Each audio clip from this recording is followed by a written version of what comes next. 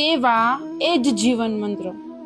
રાજકોટ શહેરમાં છેલ્લા 5 વર્ષથી એક અનોખું અને નિસ્વાર્થ સેવા યજ્ઞ અવિરત ચાલી રહ્યો છે.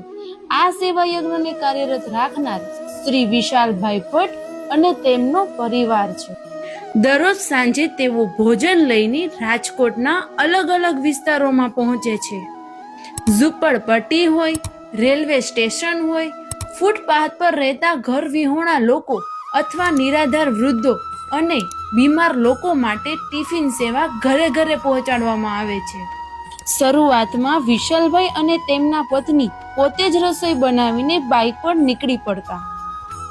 માત્ર 50 થી 60 લોકો સાથે શરૂ થયેલી આ સેવા આજે 300 થી વધુ લોકોને દરરોજ ભોજન પ્રસાદ પહોંચાડી રહી છે. આજે અનેક વિસ્તારોમાં જરૂરિયાતમંદ લોકો અને બીમાર વૃદ્ધો વિશાલભાઈની રાહ જોઈને બેઠા હોય છે.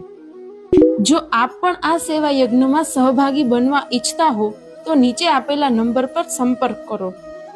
અને જો આપ સીધી સેવા ન આપી શકો તો પણ આ રીલને શેર કરીને આ સેવા યજ્ઞને આગળ વધારવામાં તમારો અમૂલ્ય ફાળો આપી શકો છો.